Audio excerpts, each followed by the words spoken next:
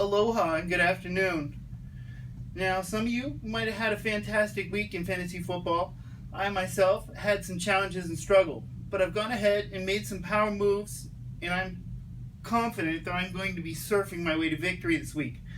Now, some of you may be going coconuts trying to figure out what you want to do with your fantasy team this week. Well, I do have some tips. I've been doing some homework. I've been running the numbers. I've been digging down deep in the interwebs trying to figure out what's going on. And I got some hot tips for you, hotter than the lava in the tuchus of a volcano.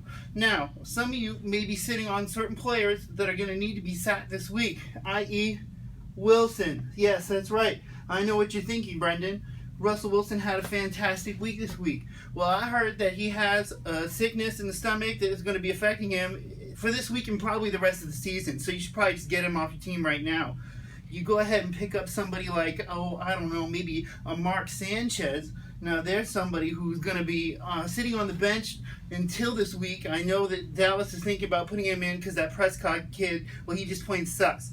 So we have some more moves here, some other players that I think you may be considering getting off your team immediately, i.e. another Seahawk, Thomas Rawls.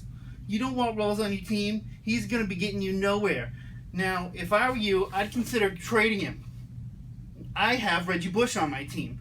Reggie Bush playing tonight for the Buffalo Bills. He's going to have a great game. I would be willing to actually make a trade for Rawls to get that burden off your shoulders. Now, that's Rawls. Rawls. He's going to lay an egg, so just get rid of him. Now, for everybody else, I hope you have a fantastic rest of your week, but not a good fantasy week. Thank you for joining me.